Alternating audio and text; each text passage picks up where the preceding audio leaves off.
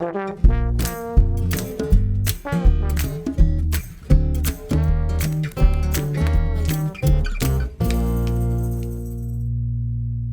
to another episode of Culture Cooking. We are so excited to get back into the kitchen with you. My name is Chef Jacobsen Valentine. I am the founder of Feed the Mass, a local nonprofit food revolution organization here in Portland, Oregon. I've been in the restaurant industry for over 13 years and teaching for the last 5. Food is one of the most experiential cultural influences every day. Here on Culture Cooking, we go to the root of where food comes from and teach you how to cook popular dishes from around the world with ease and happiness. Because when it's easy and you enjoy it, you're more likely to do it. It's our passion to inspire people to care about what they cook and what they eat. Before we start, I'd like to take a thanks to this month's sponsor, Delta Fire, and Internet Essentials from Comcast. Let's take a moment to hear from both of them. Hi everyone, my name is Angie Cartalis and I am from Delta Fire. We are a fire sprinkler contractor located in Southwest Portland. Hey, I just wanted to say thank you for joining us tonight. We are so proud to partner with OFB and Feed the Mass to bring you this cooking class. Chef Valentine is awesome. He's done some really great things and I can't wait to see what he has lined up for Thanksgiving dinner items.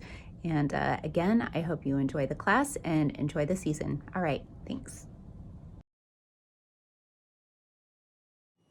Hi all, Chang Se Chow here with Comcast Oregon and Southwest Washington. Comcast is proud to support today's cooking class benefiting Oregon Food Bank and Feed the Mass, 2 key ingredient partners for the recipe of fighting food insecurity. Comcast is committed to creating positive change in a more equitable society and to building a future of unlimited possibilities with our partners. For nearly a decade, Comcast has been helping students get ready. We've connected 4 million low-income students to low-cost, high-speed Xfinity internet. We're working with hundreds of school districts across the country to sponsor free internet and laptops. And parents are seeing an impact.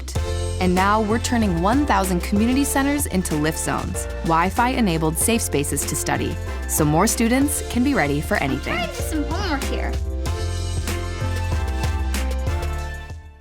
As you saw in the video, Comcast is committed to advancing digital equity in many ways, including our $9.95 a month Internet Essentials program.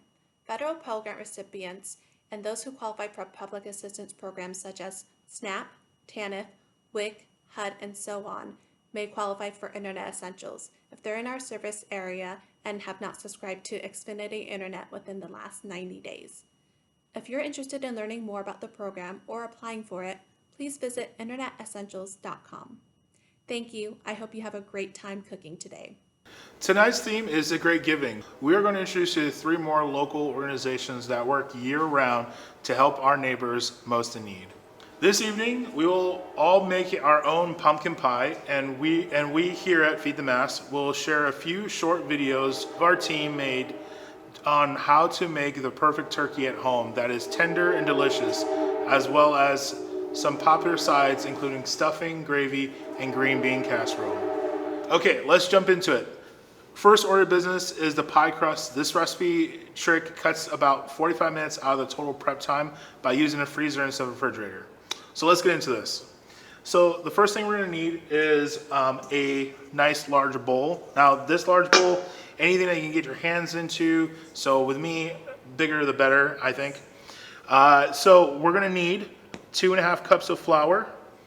We're gonna need some ice water. Now this is super important, we're gonna need ice water, so we're grabbing that.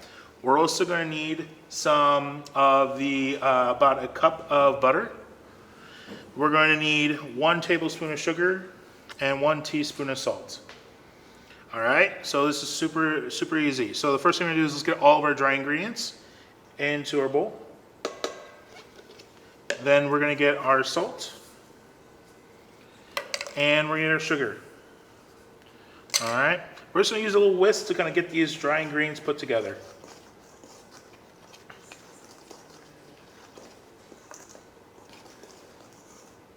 All right. So the next thing we're gonna do is we're gonna need a cup of butter. Now, I like to use my Silk Pat. This is a way to kind of keep everything on from sticking to my work surface. You can also use a piece of parchment or just a regular counter. That totally works too. All right, so with our cup of butter, now this is frozen butter.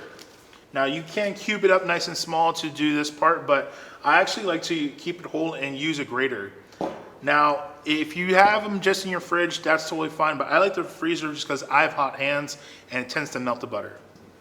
So we're gonna take our butter and we're just gonna grate it right through. Super simple.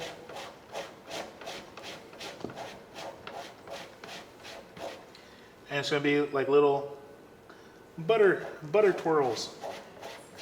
But this makes it so easy for all of the flour to get coated onto every piece of butter, and it mixes way better.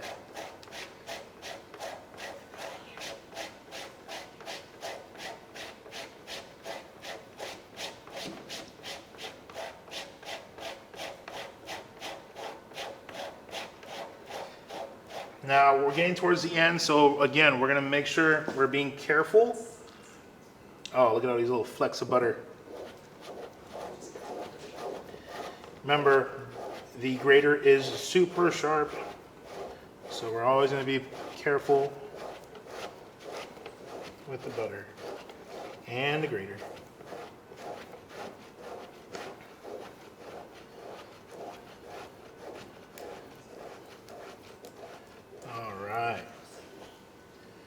So,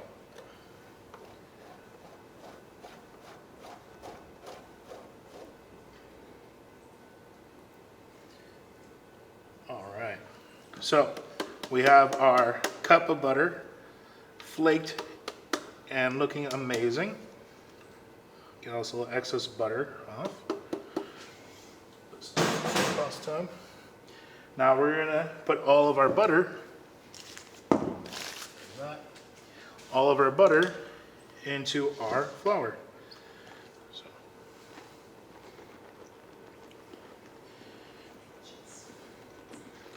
There we go. I'm gonna go and grab my spatula, collect all those little bits of butter. Beautiful.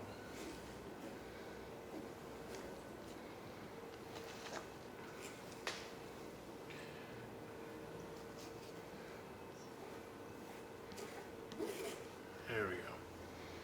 All right, now we're going to coat our little flecks of butter with our flour.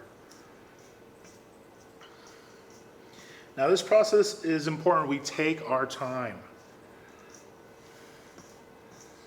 All right, so it should just combine nice and easy. All right, now we're going to start kind of making our flour and our butter squeeze together. We want this to be the consistency of like wet sand.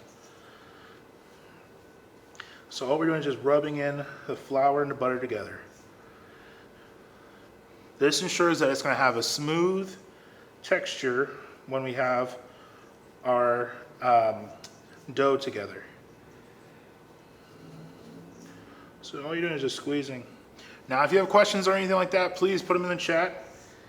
If it's not feeling right, but you'll notice that your dough is going to actually start turning a little tinge of yellow, and that's okay. That's what we want. It just means the butter is combining well with our flour. And I noticed that when I use a cheese grater, it's actually a lot quicker versus having little cubes of butter. So either way works.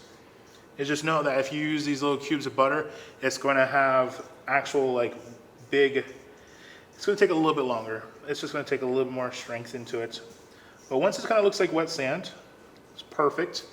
We're going to add in our water. Now, super important, we have ice water because we don't want this to melt. We want it to actually come together, but you don't want the butter melting and separating. So we're going to go tablespoon at a time. I'm going to do, I want to say about 4 tablespoons just to get it going. And we're just going to slowly hydrate our dough. If ice cube or 2 goes in there, it's okay. It's not a big deal. I got the mini ice cube, so they're gonna be fine. And now all we're gonna do is slowly mix in our flour into our water. Depending on the type of flour that we have, the hydration level is gonna be a little bit different. That's why we slowly add in our actual flour into it, so.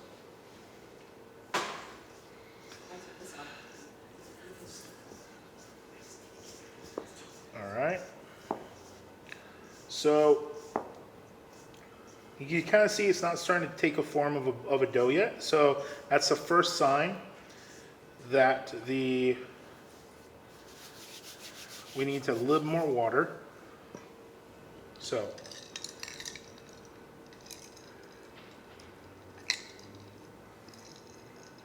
two, three. So we add another 4 tablespoons. And again, we're not really trying to knead it. We're just trying to get it to come together naturally. We don't want to have to force it together. That's not what we're trying to do. So we're just kind of squeezing it, mixing it a little bit. If it starts kind of coming together and it crumbles, we need more water. So just go through, make sure everything is getting equal amount of hydration. I said, this is a slow process, but it's a good process. This is the way we want it. All right, here we go. We're gonna do a couple more. It's getting there. It's getting a little tacky. I'm gonna do 3 this time. I'm not gonna do a complete 4. Okay. So I think we're just about there. Oh yeah. Now it's starting to clump up and get kind of shaggy. Now we can start kind of like giving it a quick squeeze and see how it's coming together. So you see it's kind of starting to want to come together. Again, we're not forcing it. We're just letting it do its thing. We're just letting it want to come together. There we go. All right. Now, if you do too much liquid and it's starting to get like kind of tacky and really sticky, add a little more flour. It's not a big deal, but just like I said, take your time, add a little bit at a time, and you kind of start to see it's kind of naturally coming together. So we're gonna put this back onto our little silk pat, and we're gonna start squeezing. And we're going to start kind of kneading. So just folding in half and pressing.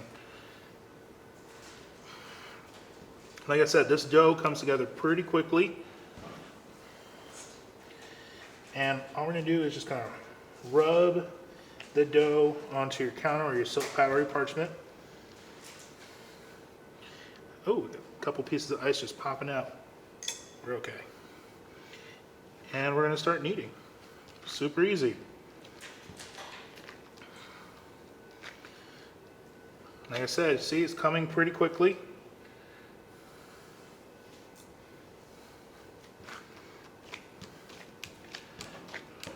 Perfect. I'm gonna use my little bench scraper, or you can use a spatula like I am. And we're just gonna kind of get all these little bits that are sticking. All right, so now it's nice and smooth. Now this is the trick that I use in most recipes. Is like give it like 2 hours for this to kind of start to kind of solidify in the fridge. But I ain't got that much time, and you're not gonna have that much time on Thanksgiving. So let's flatten it into about 1-inch disc. Super simple. Just flatten it. And we want it to be a circle. Now the reason why we want it to be a circle is because we're going to be turning this into a disc for our pie. So when we're doing this, we do not want this to be in a square because it's going to be super hard to turn into a circle. So what we're going to do, simply make it into a 1-inch disc. We're going to wrap this in cellophane, or you can put this in a Ziploc bag, and we're going to throw it in the freezer for about 30 minutes until it's nice and hard. All right, this is a good time right now. We're gonna start preheating our oven to 425. So, make sure we got my oven turned on. Oven's on. All right. So also joining us tonight is Emily Ryder, one of our registered dietitians. Emily will be sharing healthy facts about holiday dishes we're preparing. Feel free to send her questions as well in the via chat box down below. Now that we have our dough and we're gonna be putting it in a freezer, we're going to take a quick break to clean up. And when we return, we'll start preparing our pumpkin pie filling. While we're cleaning, we want to take this time to introduce you to an amazing partner, Oregon Food Bank. Vicky, the OFB's Community Philanthropy Senior Strategist, will be talking about how they give back to the community on a regular basis. Enjoy.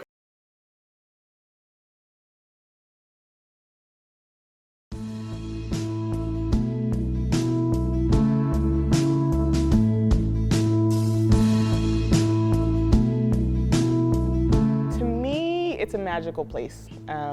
We not only feed people today, but we work on overcoming systemic barriers to access to food. And we support generations to come. So it is an organization that provides healing, so provides nutrition, provides education, provides advocacy, and it's just an incredible hub for civic engagement to really overcome poverty. I just love how we make ourselves present to be able to respond to the moments of need.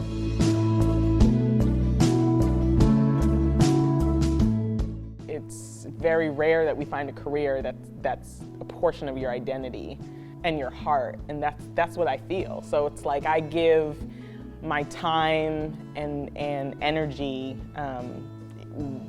early in the morning to wee hours at night because it does fuel me. I get tired, but I'm excited. It keeps me going. And to be honest, like especially right now, it is the thing I look forward to the most because motherhood is so hard.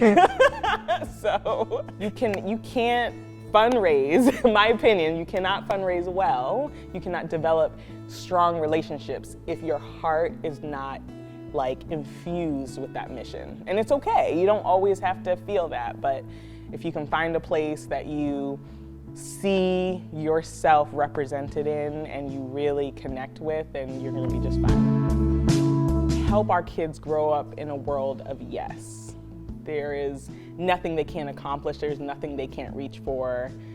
To help create systems that build up confidence, that builds up strength, that tells kids that look like me or who don't look like me that have been told, you're not special, you're not beautiful, you're not important. I want systems built to overcome that. You know, back to the food bank, it's a part of that because you can't put all these opportunities in front of kids and their bellies are empty. So it's kind of like a foundational step to that big vision I have. We position ourselves in conversations that not everyone's comfortable to have. And how that shows up is through volunteerism, through being in conversations that maybe we haven't been in before with BIPOC organizations that are farming, that are producing the food, that are working on distributing the food. How do we create just and equitable food systems to make our system work for us and be effective where there used to be gaps? We have a lot of advocacy groups and we have a lot of like informal groups that meet and help inform the work that we do. So I would just encourage someone to reach out. Oregon Food Bank has a lot of arms around the community. A lot of work goes into helping distribution and supplying the food. So I would say get involved with one of your local pantries, local food banks.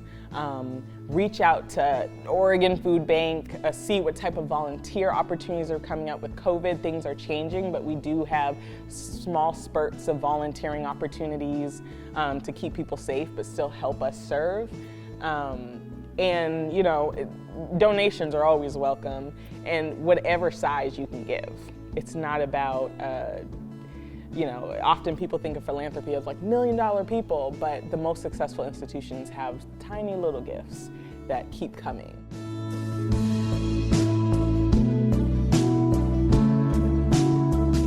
We're okay. At the end of the day, we're building things beyond ourselves that will last, and I love that. I want to leave a legacy. I want to build a legacy. I want to be a part of something that lives beyond me. I have 2 little kids, so that's my most closest tangible example. But I've gotten into the work of philanthropy because I get such fulfillment out of contributing to something so much bigger than just myself. And so I think that that's one of the most important reasons to give, is that legacy.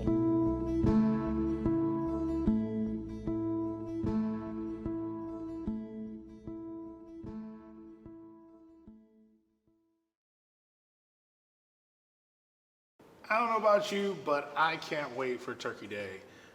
Emily, why don't you remind us a little bit about some nutritional facts about the sides and even the pumpkin pie we're making today, because I know I'm going to need it. Great. Yeah, all of that looked really wonderful. I'm very excited for Thanksgiving as well. So I have a couple fun facts about the foods that we're cooking. For the green beans are an awesome source of fiber. Half a cup of green beans has about 3 grams of fiber, which is really good. And the fiber can help lower cholesterol. It can help us feeling full after we're eating, which definitely usually isn't a problem on Thanksgiving. But generally, we really want high fiber foods because it helps give us energy all day long.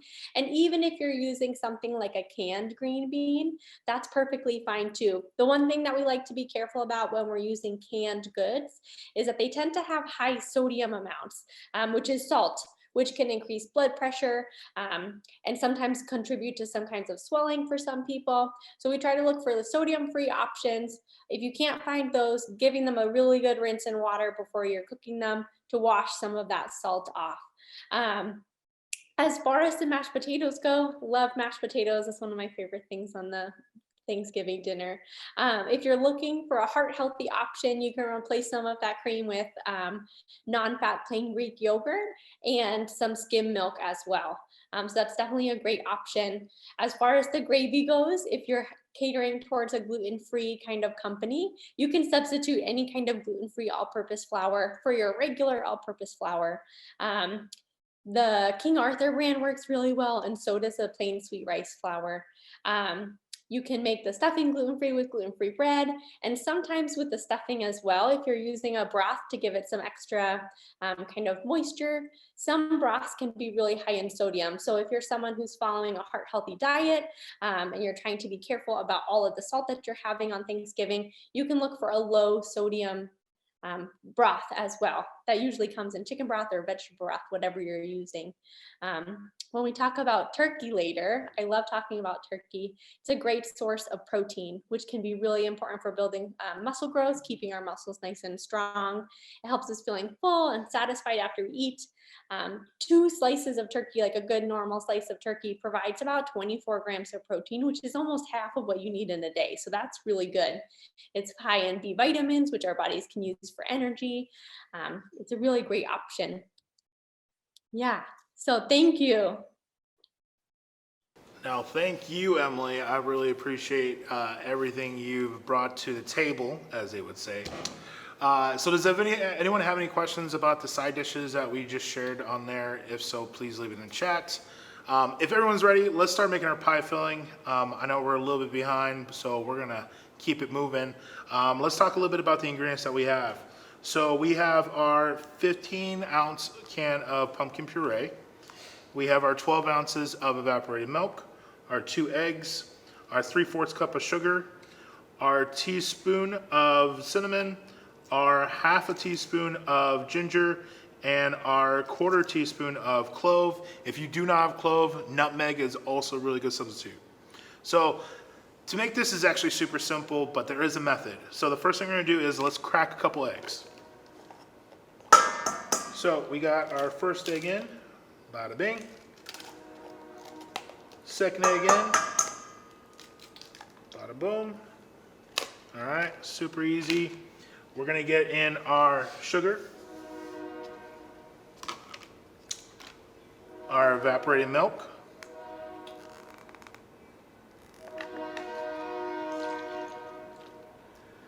beautiful. Then we're gonna put in our spices. Now you're probably gonna ask yourself, why are we going in this method? Now I find that when we are mixing our mixtures together, that if you put all the spices and all the wet ingredients before you put the pumpkin, you'll never get like spices, a big clump of spices in your puree. Sometimes it happens, so super important. We get all of our liquid and spices together before we put in our puree. So we're just gonna use a whisk. You can also use a fork. Forks are a really good option. In fact, I use that more than anything in the kitchen. So give it a good mix. Make sure that sugar is well combined.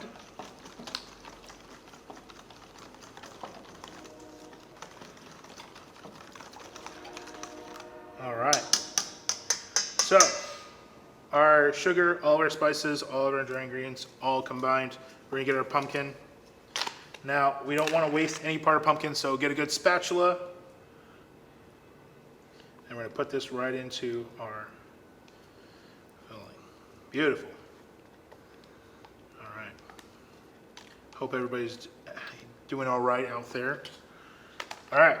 So we're going to, again, simply just combine our spiced, creamy, eggy mixture into our pumpkin. Now, if you were going to go gluten-free or not gluten-free, vegan, I would use coconut cream, and I wouldn't add the eggs. I would just use a vegan egg substitute, and they have a lot of good ones, so make sure we're going with that. All right, so we want to make sure everything is mixed really well. And you kind of smell it. Oh, it smells so good. Kind of smells like a pumpkin spice latte. Irony enough.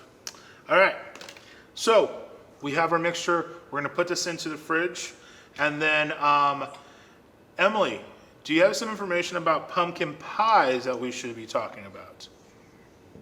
I sure do. So pumpkins are really rich in beta carotene, which gets turned into vitamin A inside of our bodies. And having enough vitamin A is really important for our vision, our immune system, and can actually lower the risk of some certain cancers. Most orange fruits and veggies are really high in vitamin A. So thinking sweet potatoes, carrots, mangoes, papayas, pumpkin, but also leafy greens, things like lettuce and kale are also really good sources of vitamin A. So you're gonna get a really good dose of vitamin A with this pumpkin pie, which is great. And if you wanted to make this recipe with less refined sugar, you could try substituting something like a maple syrup for the sugar. Our bodies still see this as a type of sugar or a carbohydrate, but it can be a more natural option if that's something that you're trying to do. I love it. Thank you again, Emily.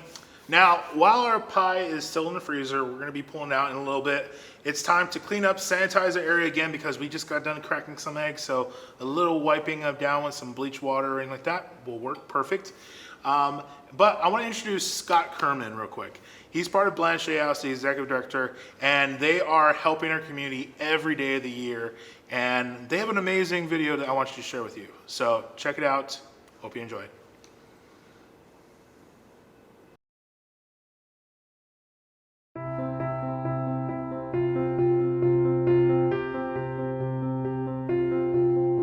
So our organization is really geared towards alleviating suffering. We have our meal service program in Old Town. We serve about 1,000 meals a day to anybody who comes to the door. Of course, most of the people that we're serving are houseless, food insecure, perhaps living in low-income housing in the Old Town district. We also have 2 residential programs. These are long-term transitional programs. We have one program at our Old Town location that can house about 45 men, and then we have our Blanchet Farm program out in Carlton, and that can house about 21 men.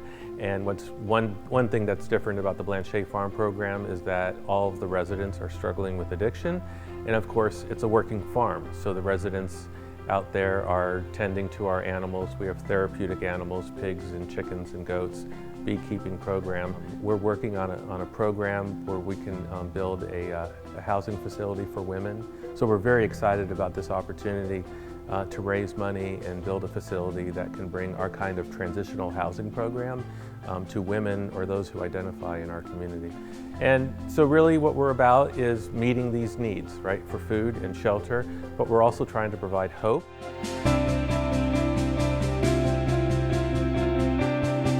At the core of what we do is serve people's dignity. Isn't it the essence of our humanity to help one another? Right, you have an opportunity. I tell people that you have two opportunities when you're with someone. You can either lift them up or tear them down.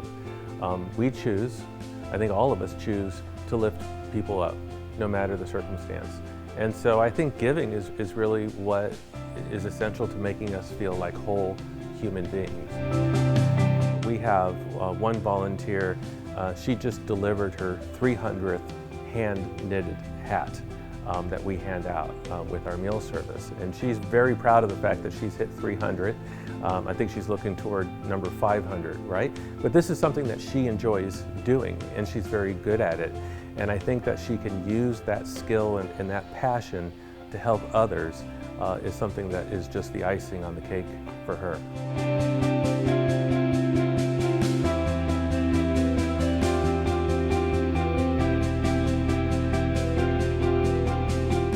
Can't do what we do at Blanchet House without the 30 to 40 volunteers who come through our doors every day. We can't do it without all the food and clothing and other items that are donated to us, and the money, because like a lot of groups in this community, we're independently funded. We don't receive any public funding. So, you know, what you're doing is you're sustaining the efforts of people who are devoting their lives to helping those in our community who are in dire need, really feeling a lot of desperation.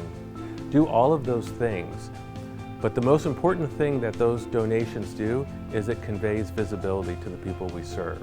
It lets them know that there are people out there who don't even know them, who care enough about them to give of themselves, whether it's money or clothing or just the time that it takes to make sack lunches or volunteer.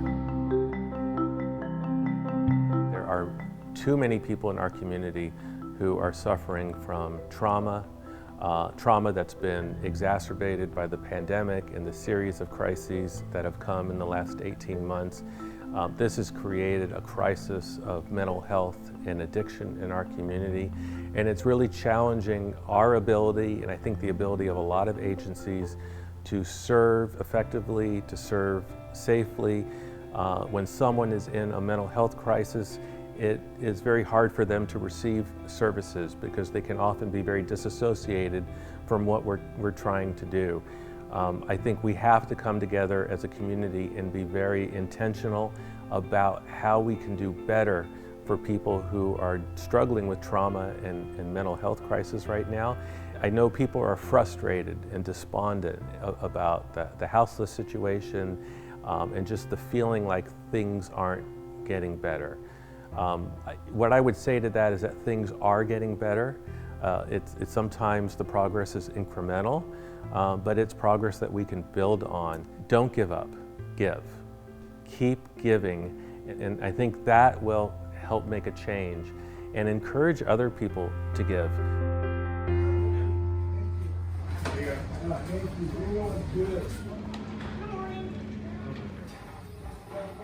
All right, well, welcome back. Thank you, Scott and Blanchet House, for participating in our interview. They are doing some amazing work, so please check them out. It is time to start making our pie and getting it into the oven. So we're gonna need a couple tools. First tool, of course, is gonna be a rolling pin. There's two different types.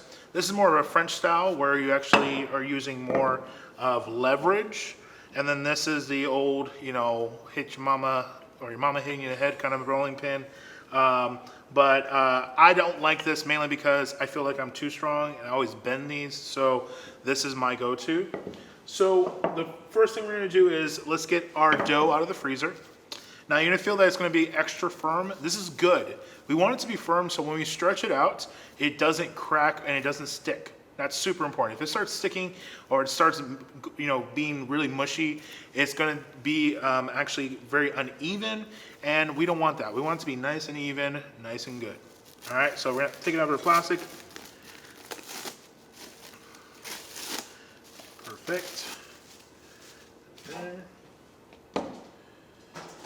Now, you can use a little bit of flour if you're using this on your countertop, but with the silk pad, I don't have to stress about it. And then all we're gonna do is just roll it out. And like I said, remember how it is already, done most of the work when we put it in the freezer? This is why. It makes it so much easier to roll it into a disc. So we're going back and forth, top to bottom, and then we're gonna do a quarter turn.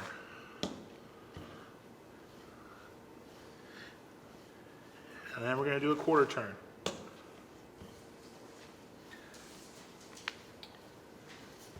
And another quarter turn.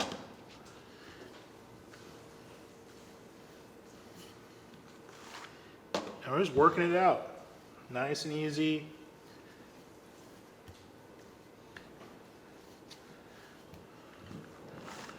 Beautiful. Keep it going.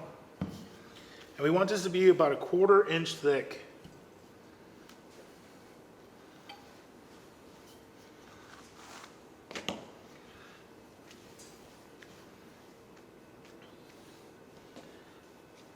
Beautiful. This is starting to look good. Keep it going. Put that pressure. This is a lot of work. I understand. But we need to work off a little calories because we're going to be eating a lot of calories after this. It's getting pretty big. And I think it's super important. We're not going to make this super thin because if you ever had a pumpkin pie and the crust is super, super thin and you try to bite into it and it just falls apart, we want this to be a little bit sturdier because the pumpkin pie is pretty heavy. And we want to make sure that when we're doing this, it's going to be nice and sturdy. So we're going to use tinfoil pie pan, especially if we're going to be going into something where we're going to be giving it to people. We want to make sure it has a good inch of coverage all around. I think we can go a little bit thinner because we really want to have a little bit of a lip and have it be able to kind of, when we do this, it can kind of crimp a little bit, but also there's enough space to adhere for these little edges and lips.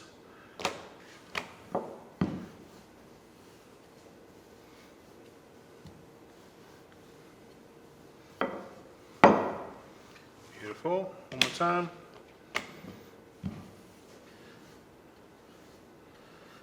Beautiful. Perfect. All right, so this part is actually pretty easy. All we're gonna do, now if you had parchment, you can put it on your parchment. All we're gonna do, pick it up, flip it over. And then it just peels off. Super simple. All right, now we're gonna kind of flip it up and we're gonna push it in to the corners of the pie tin.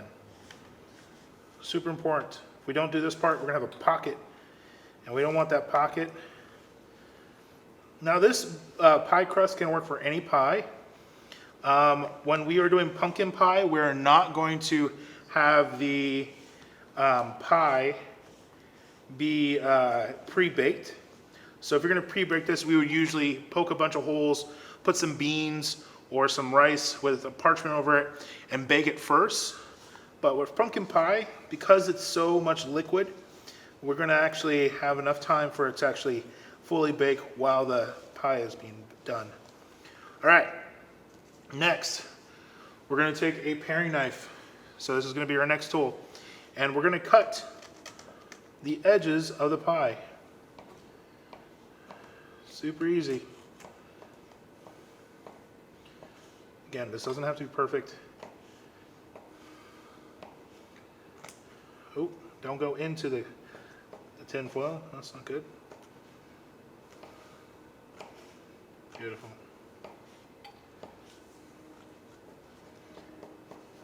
Good. All right, now this you can roll up. You can make some little figurines. You can use some cookie cutters and bake this, and you can put it on top of your pie if you want to. Or if you're making a bunch, you can make these into small pumpkin pies, which I think that's a really cool option because you can use like a cupcake tin and you put them in the cupcake tins and actually make your little pies. This is actually a really cool way to do that with the scraps. Put that to the side.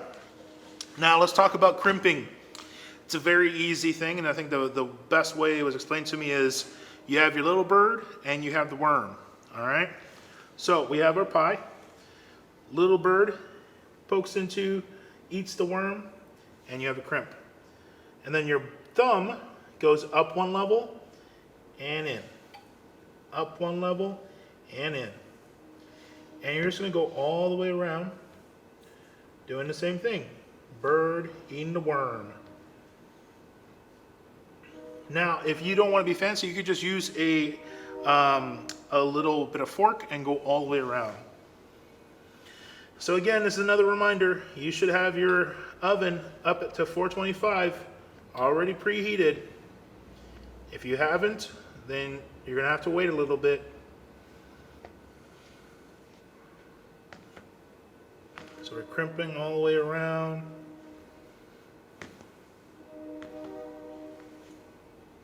Beautiful.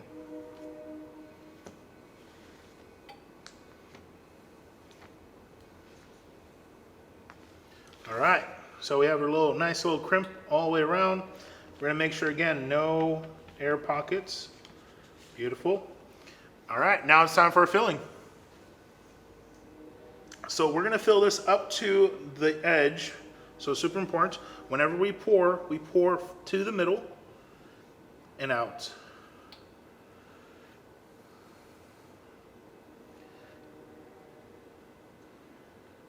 Beautiful. All right, we're right at the edge. Now, you might have a little bit of extra, but remember we have a lot of extra dough, so you make yourself a mini pie if you want to. Just put it in a container. Now this can store in the fridge, good for about a week. And if you want to freeze it, you can freeze it and make sure you thaw it out, and then you can go do the same thing. Same thing with the dough. It's gonna be good for about 4 days. And then you're gonna be able to use it. If you don't use it in 4 days, put it in a Ziploc bag, airtight, and then throw it in your freezer, and it'll be good up to 6 months. So just keep that in mind. All right, so our pie looks amazing. It's filled, it's looking great. Now we're gonna need that little sheet pan we had earlier. Now, the reason why I put it on a sheet pan is for any reason, if there's a hole or anything like that and it starts to spill over, it doesn't ruin your oven. So I have a little sheet pan underneath there. Beautiful. All right, our oven's been preheated to 425 degrees. We're gonna put this in the middle of the oven. All right, going in, being careful. Hot oven, here we go. Going in. All right, now, super important. We're gonna turn it down to 350 degrees. All right, this is a crucial thing to do. Now what's gonna happen is it's gonna get a really good, nice kind of sear on top of the actual pumpkin filling, and then it's gonna keep a lot of the moisture in it so it doesn't evaporate and crack. And then once we bring it down to 350, it'll cook all the way through. So you're gonna set your timer for about 30 minutes. We're gonna check it. We're gonna do the jiggle tests. And then after 30 minutes, if it needs more time, go 10-minute increments until it stops jiggling in the middle. That's what we're going for. Okay, so we're on our final stretch, and we have one more amazing organization to talk about. It is called Cultivate Initiative. It is run by Caleb and Y. They are amazing. They do amazing work in East County, helping the houseless community. I want you to check out this video and show a little support to them.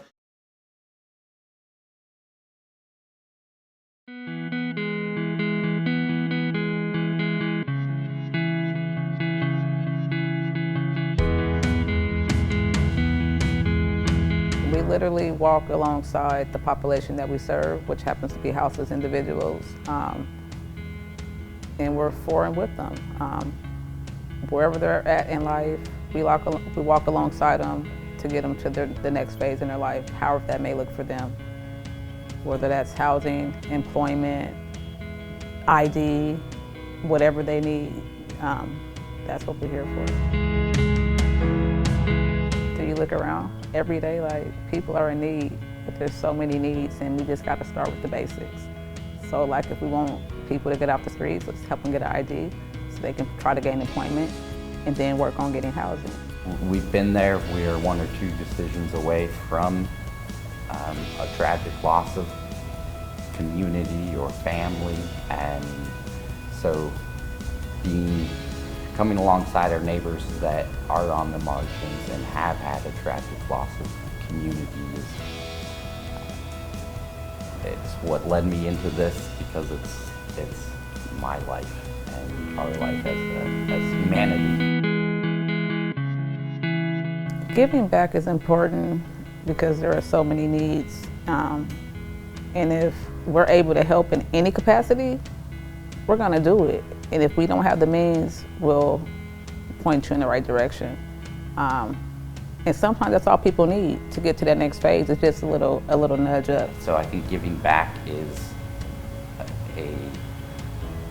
a rejection of that scarcity mindset, both individually and as a community, to say like, yeah, we have an abundance and we want to share that abundance with our community.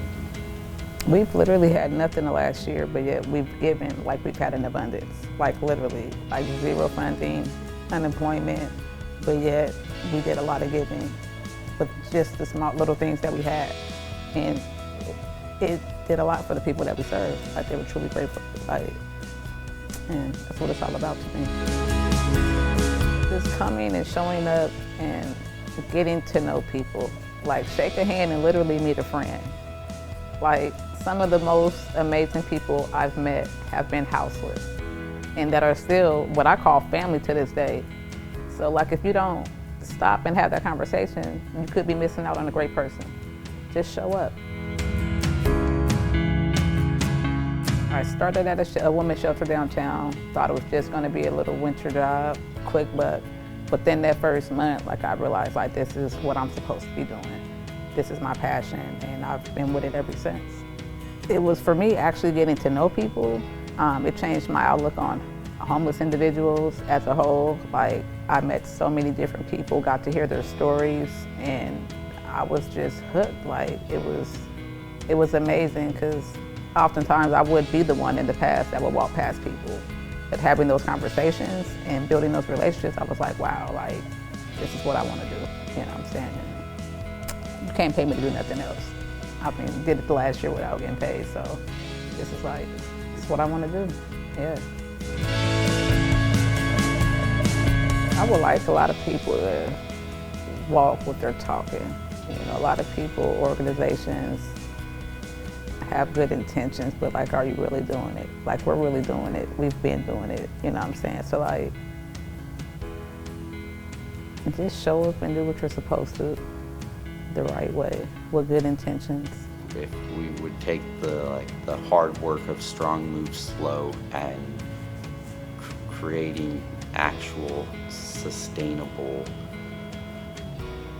holistic health for this crisis that we're in, and doing that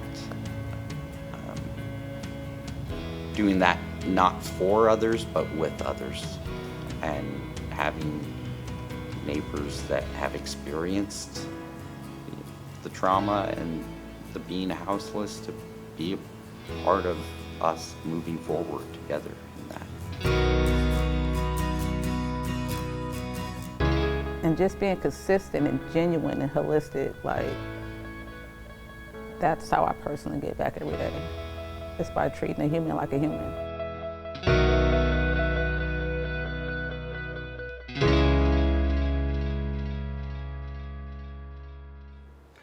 All right, welcome back. I hope your kitchen is smelling very good right now. Our studio is just smelling immaculate. Now, I kind of cheated a little bit. I'm not gonna lie. I usually it takes about an hour to do the pie, then you have to let it rest and all that stuff.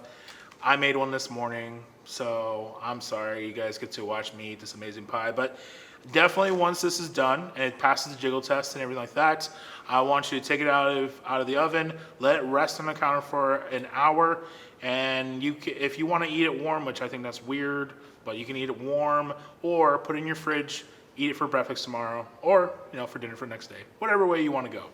But you're going to want to, again, make sure you give it a jiggle. If it actually jiggles like Jell-O, not like it's pudding, that's the way we want it. So jiggle like Jell-O. All right. Next, we're going to try our pumpkin pie. So here we go. So we're going to take it. Now, if you did it right, you're going to notice that our crust is pretty thick on this. If you did it right, you should be able to take it out of its tin so you can cut it. So this is actually probably one of my best pumpkin pies I've ever made, ever. And it's like, it's a pie in itself. Love it. All right. So you're gonna want to take a nice clean knife, sawing motion, see if you can get a clean, oh.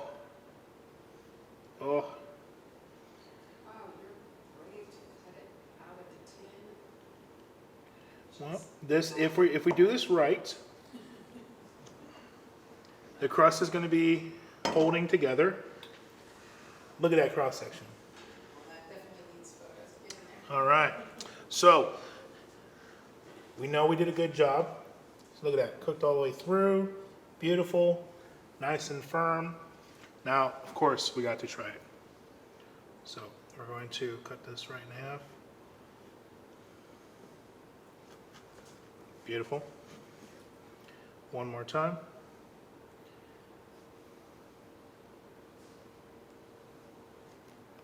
Oh, look at that. Beautiful. All right, so you can put some whipped cream on it. You can jazz it up any way you want. The way I like to eat it is kind of like a pizza with my hands. Oh, this looks so good. All right, I'm gonna do this without discussing you guys. I want to thank Comcast, Delta Fire for coming out and showing some love to our organization and sponsoring this month's cooking video. Also, another special thanks to Oregon Food Bank, Cultivate Initiative, and Blanchet House. You guys are amazing community partners. I'm so glad that we've met. We get to work with each other, so thank you so much. And Emily, you're awesome. Thank you so much. Emily and Elena are part of Equity Eats. They are helping us with our nutrition focus on our classes. Thank you guys so much. We really appreciate you. And last but not least, definitely not least, I want to thank all of the Feed the Mass team, all of the Fed team. You guys have been amazing this year. Thank you so much for your support and your love and the things you do for the community. Our community would be a lot less bright without you guys. So thank you guys so much. And if you enjoyed our educational content that we are creating here, make sure you follow us on all social media platforms on Instagram, Twitter, Facebook, TikTok, and YouTube, because it's where you're gonna get all the videos. All of our recipes that we have on there are gonna be online as well. And if you go to YouTube, you're gonna see the sides video, you're gonna see the turkey video. If you wanna have a meal and you haven't signed up for anybody or you need help, let us know at the Fed Kitchen. Go to feedthemass.org/fed to get more information. You can also want to volunteer with us from Sunday through Friday from 11 to 5. We have volunteer opportunities. So if you want to help out, make sure you sign up at feedthemass.org/volunteer. If you want to donate and you love what we're doing, go to feedthemass.org/donate. And if you want to just become a member and help us on a monthly basis, because unfortunately you don't have the time, become a member at feedthemass.org/member. We love you guys. And one more thing, for the entrepreneur, for the business owners, we're giving 20 business owners who are doing good in the community $1,000 to even do more good. And if you want to be a part of it, it's part of our Great Giving grant that we're giving to the community, 3 Gs. And if you want to be a part of that, make sure you go to our website, feedthemass.org, and there's more information on there. And you can also go to our Instagram, which is instagram.com/feedthemass. and it's in our link tree in the bio. I hope you guys enjoy it. Now, thank you again for joining us. This is Chef Jacobsen Valentine. Here's to cooking with ease and happiness. And during the upcoming holidays, we're gonna be taking a little hiatus for the next couple months to recharge, refocus, and we're gonna be starting back in February. We love you guys. Enjoy the rest of your holidays, and whatever holidays you are celebrating, have a good night.